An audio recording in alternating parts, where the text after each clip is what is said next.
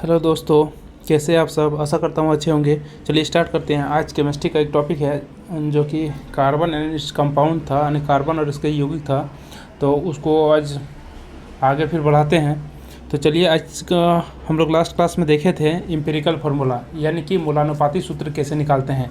यानी मूलानुपाती सूत्र का मतलब होता है सरलतम रूप, यानी कि काट छाट के एकदम छोटा से छोटा रूप। आप क्या करना है कि कोई आणविक सूत्र रहेगा, है ना, यानी कि मूलानुपाती सूत्र दे देगा और आणविक सूत्र निकालने के लिए पूछेगा। हम लास्ट वीडियो में देखे थे कि आणविक सूत्र दिया हुआ था, मूलानुपाती सूत्र कैसे निकालते थे, ठीक है। लेकिन आप जो है उसका जस्ट रिवर्स देखने का कोशिश करेंगे। तो चलिए स्टार्ट करते हैं। क्वेश्चन नंबर 1 है मूलानुपाती सूत्र। मूलानुपाती सूत्र दिया हुआ है क्या, CH है, और उसका और जो है अनुभार दिया हुआ है कितना, 26 है। तो बोला इसका आणविक सूत्र क्या होगा, आणविक सूत्र क्या होगा। तो देखिए स्टार्ट करते हैं। देखिए सबसे पहले कैसे निकालते हैं इसको। देखिए CH है, मूलानुपाती सूत्र क्या, CH है, यानी CH हो गया। तो सबसे पहले इसका मास निकालेंगे। मास मतलब होता है द्रव्यमान, किसका, CH का। तो कार्बन का द्रव्यमान कितना होता है, 12, और हाइड्रोजन का कितना होता है, 1 होता है, यानी 12 और 1 कितना हो गया, 13। अनुभार दिया हुआ है कितना, 26। तो अनुभार कितना लिख देंगे, 26। तो आणविक सूत्र बराबर फार्मूला क्या हो जाएगा, अनुभार यानी जितना अनुभार दिया हुआ है और बटे मास। मास मतलब जो हम मास निकाले हैं, कितना निकाले हैं, 13, और इंटू उसको गुना कर देंगे किससे, तो मूलानुपाती सूत्र से यानी CH से। तो यानी कि 26/13, है ना। देखिए यहाँ पर जो अनुभार है 26 और उसको डिवाइड कर देंगे किससे, 13 से, और इंटू CH हो जाएगा। तो काट देंगे तो 13 दूना कितना हो जाएगा, 26 हो जाएगा। यानी कि इसका आ रहा है 2CH। 2CH का मतलब हो रहा है कि कार्बन भी 2 है और हाइड्रोजन भी कितना है, 2 है। यानी कि मूलानुपाती सूत्र दिया हुआ था, हम ये जो सूत्र निकाले हैं ये कौन सा सूत्र है, ये आणविक सूत्र है। यानी आणविक सूत्र का आंसर क्या हो गया, C2H2। मीन्स C2H2 का मतलब होता है क्या, C2H2 का मतलब होता है CH111CH, मीन्स एसिटिलीन। इसी को इथिलीन भी बोलते हैं, ठीक है। नेक्स्ट देखिए, फिर दिया हुआ है, देखिए मूलानुपाती सूत्र दिया हुआ है CH2O और अनुभार दिया हुआ है 60। बोला इसका आणविक सूत्र क्या होगा, ठीक है। तो देखिए सबसे पहले हम क्या निकालने की कोशिश करेंगे, उसका मास निकालेंगे, किसका, जिसका मूलानुपाती सूत्र है। तो देखिए कार्बन, कार्बन का 12 हो गया, H मतलब हाइड्रोजन, एक हाइड्रोजन का 1, तो 2 हाइड्रोजन का 2 हो गया, और ऑक्सीजन का कितना हो गया, 16 हो गया। जोड़ेंगे तो कितना आ गया, 30। अनुभार कितना दिया हुआ है, 60। आणविक सूत्र बराबर क्या होगा, अनुभार, जितना अनुभार दिया हुआ, अनुभार कितना है, तो 60/30, और गुना कर देंगे उसको किससे, मूलानुपाती सूत्र से, ठीक है। तो काट देंगे तो कितना आ जाएगा, 2, यानी कि यहाँ पर आ रहा है कितना, यहाँ पर आ रहा है 2 इंटू CH2O आ रहा है। इसका मतलब हो गया कार्बन भी 2 है और हाइड्रोजन कितना हो जाएगा, 2 दूना 4 हो जाएगा, और ऑक्सीजन कितना हो जाएगा, 2 हो जाएगा, ठीक है। तो इसका आंसर क्या हो जाएगा, आणविक सूत्र क्या निकल जाएगा, C2H4O2, ठीक है। और इसी को फिर मूलानुपाती सूत्र निकालना है तो क्या करना, जस्ट इसको कट कर देना, 2 एकम 2, 2 दूना 4, 2 एकम 2, यानी आंसर क्या हो जाएगा, कार्बन 1, हाइड्रोजन 2, ऑक्सीजन 1, ठीक है।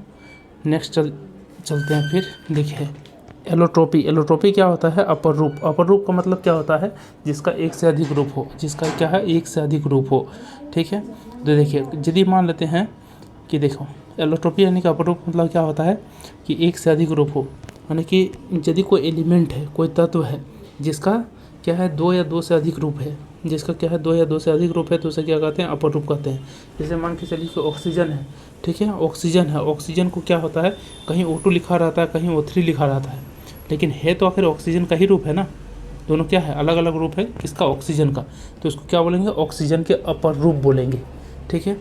तो O2 को क्या बोलते हैं, ऑक्सीजन। O3 को क्या बोला जाता है, ओजोन बोला जाता है। हालांकि दोनों का नाम अलग अलग है, लेकिन है तो ऑक्सीजन का ही रूप, ठीक है। तो इसलिए क्या बोलेंगे, इसको ऑक्सीजन के अपर रूप बोलेंगे। इसी प्रकार से जिस प्रकार से ऑक्सीजन के अपर रूप होते हैं, उसी प्रकार से हमको इस चैप्टर में पढ़ना है मेनली कार्बन के अपर रूप। यानी कार्बन के अपर रूप जो होते हैं वो कितने होते हैं, तो देखिए प्राकृतिक अपर रूप 2 होते हैं और कृत्रिम अपर रूप 2-3 होते हैं उसमें भी, ठीक है। तो देखिए कार्बन का जो प्राकृतिक अपर रूप होते हैं वो कौन कौन होता है, हीरा और ग्रेफाइट होते हैं, ठीक है। और उसके अन्य अपर रूप भी होते हैं, फ्लोरीन हो गया, ग्रेफीन हो गया, इस टाइप का, ठीक है। तो चलिए मेन है जो हम लोग का इम्पोर्टेंट है, हीरा और ग्रेफाइट के बारे में पढ़ना है, ठीक है। हीरा और ग्रेफाइट के बारे में पहले पढ़ लेते हैं, ठीक है। देखिए हीरा यानी डायमंड और ग्रेफाइट, ठीक है। याद रखिएगा कि ग्रेफाइट को जो है वो काला शीशा कहा जाता है। आप लोग सभी ग्रेफाइट देखे होंगे, कहाँ पर, जो हम लोग पेंसिल है, पेंसिल जिसमें यूज करते हैं, लकड़ी का जो पेंसिल रहता है, ठीक है, उसका जो नीब होता है यानी काला रंग का जिससे हम लोग लिखते हैं, तो वो जो होता है ग्रेफाइट का मिलकर बना होता है, वो ग्रेफाइट होता है। उसको काला शीशा भी कहते हैं। काला शीशा किसे कहते हैं, याद रखिएगा, ग्रेफाइट को। अब देखिए इसका स्ट्रक्चर के बारे में समझते हैं। तो जो हीरा होता है, हीरा में क्या होता है कि एक कार्बन एटम के चारों ओर 4 गो कार्बन एटम रहता है। मतलब कि सेंट्रल में 1 गो कार्बन एटम रहेगा और इससे 4 गो कार्बन एटम अटैच रहेगा। देखिए एगो ऊपर में है, एगो ये साइड है, एगो ये साइड है, एगो ये साइड है, 4 गो एटम है।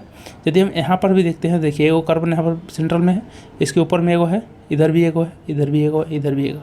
यानी हीरा में क्या होता है, देखिए यहाँ पर भी देखते हैं एक कार्बन है, इसके ऊपर में एक कार्बन है, इस साइड एक कार्बन है, इस साइड है, ये साइड है। यानी कि प्रत्येक कार्बन एटम अन्य 4 कार्बन एटम से जुड़े होते हैं। प्रत्येक कार्बन एटम 4 अन्य कार्बन एटम से जुड़े होते हैं। किसमें, हीरा में। जबकि ग्रेफाइट में ऐसा नहीं होता है। ग्रेफाइट में क्या होता है कि प्रत्येक कार्बन एटम अन्य 3 कार्बन एटम से जुड़े होते हैं। प्रत्येक कार्बन एटम अन्य 3 कार्बन एटम से जुड़े होते हैं।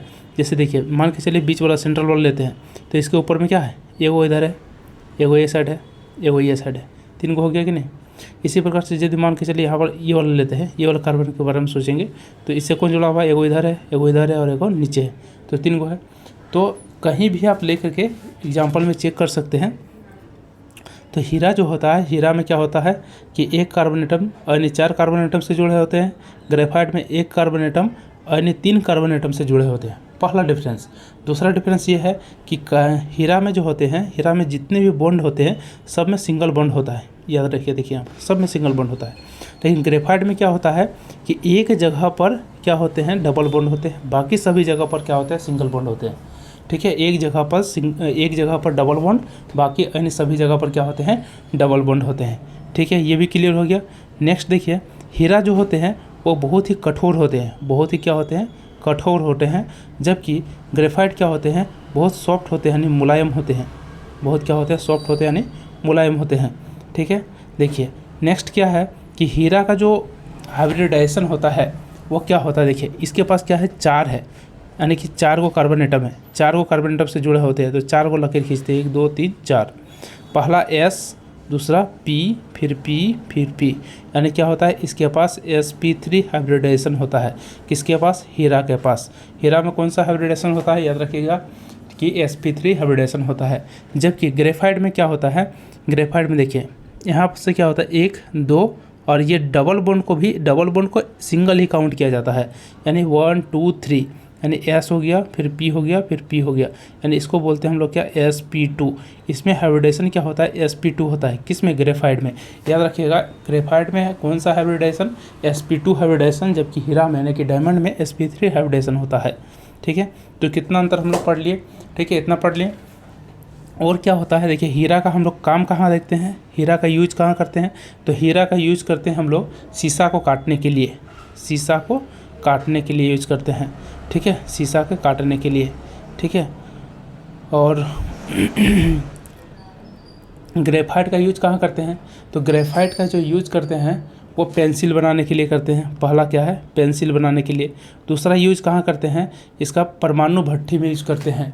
परमाणु भट्ठी में इसमें जो है मंदक के रूप में यूज़ किया जाता है। ठीक है, मंदक के रूप में यूज़ किया जाता है। कहाँ पर, परमाणु भट्ठी में। जब परमाणु भट्ठी के बारे में पढ़ाएंगे तो समझ में आ जाएगा इसमें ग्रेफाइट के बारे में। ठीक है, नेक्स्ट देखिए इसके बारे में जो लिखा हुआ है।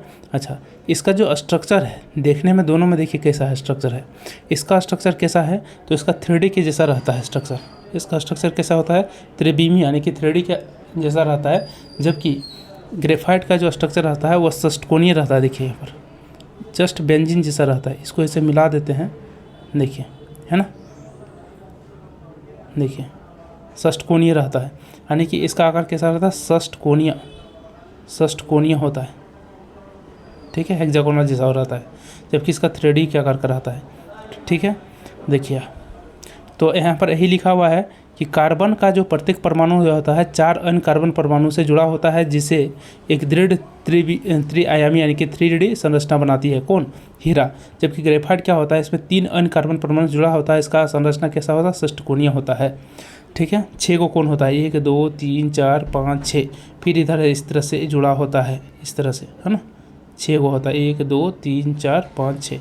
कौन, ग्रेफाइट में। इसमें क्या होता है, सभी में एकल बॉन्ड होता है सभी जगह। इसमें क्या होता है, एक जगह पर क्या होता है, एक आबंध जो होता है क्या होता है, द्विआबंध होता है। ठीक है, एक आबंध भी होता है और द्विआबंध, मतलब एक जगह पर क्या होता है डबल बॉन्ड होता है, बाकी सभी जगह पर क्या होता है सिंगल बॉन्ड होता है। नेक्स्ट क्या है कि सबसे कठोर पदार्थ, सबसे कठोर पदार्थ कौन होता है, हीरा होता है।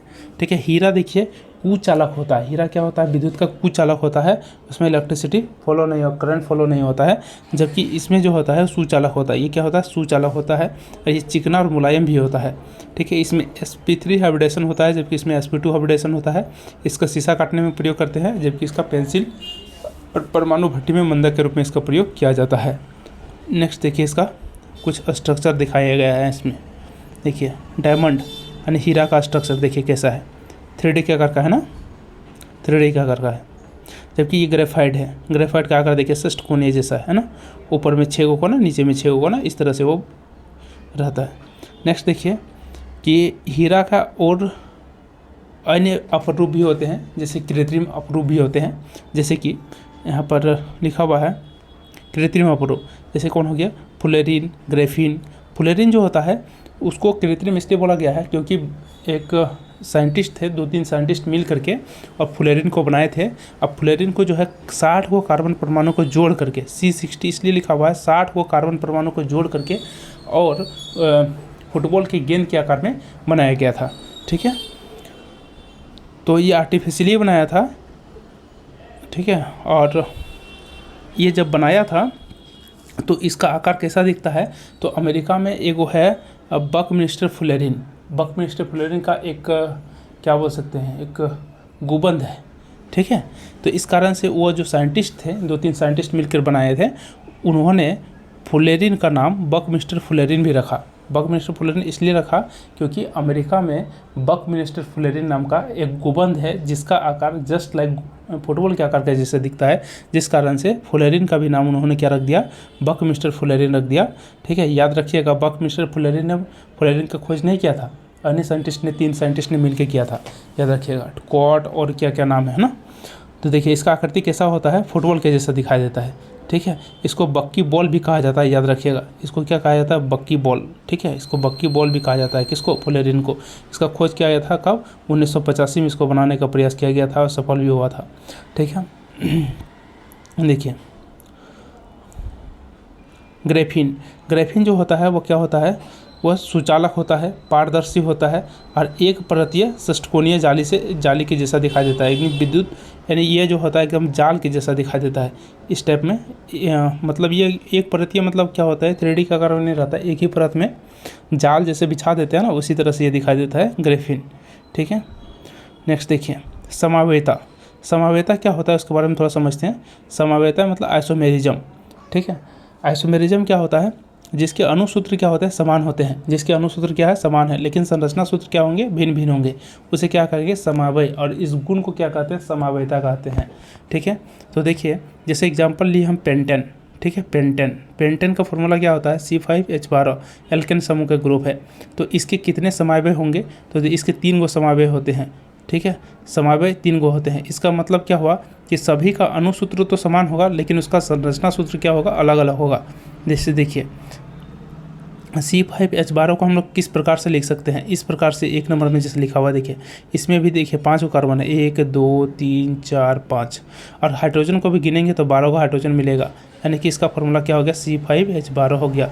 इसी प्रकार से इसको देखिए, इसी को अलग रूप में सजाने का प्रयास किया गया है। कितने तरीके से आप पेंटेन को सजा सकते हैं, उसी को क्या कहते हैं, समावयता कहते हैं। कितने तरह से आप सजा सकते हैं, देखिए यहाँ पर कार्बन कितना है, 1 2 3 4 5 है, लेकिन इसको क्या किया गया है कि देखिए एक को बीच में ब्रांच के जैसा निकाल दिया गया है। ठीक है, अब ब्रांच जैसा निकाल दिया गया, लेकिन फॉर्मूला तो वही होगा C5H12, लेकिन दोनों के संरचना में क्या है, काफ़ी अंतर है। ये सीधा है और ये क्या है, एक थोड़ा सा टेढ़ा है, ब्रांचिंग है। ठीक है, जैसे देखिए और एक लिया गया है, इसमें भी देखिए 1 2 3 4 5, 5 को कार्बन है और हाइड्रोजन भी कितना है, 12 है, लेकिन इसमें क्या है, 2 को ब्रांचिंग है, इधर ब्रांचिंग है और बीच में क्या है, ये लॉन्गेस्ट चेन है। तो इसमें हम लोग देख रहे हैं कि सभी का क्या है, अणुसूत्र तो समान है, इसका भी C5H12 है। ठीक है, इसका भी C5H12 है, लेकिन तीनों का स्ट्रक्चर क्या है, अलग अलग है, संरचना क्या है, अलग अलग है। ठीक है। तो इसी को क्या कहते हैं हम लोग, समवायी कहते हैं, और इस गुण को समवायता कहते हैं, जिसका अणुसूत्र समान हो, ठीक है, लेकिन उसका स्ट्रक्चर डिफरेंट रहता है, उसी को समवायता कहते हैं।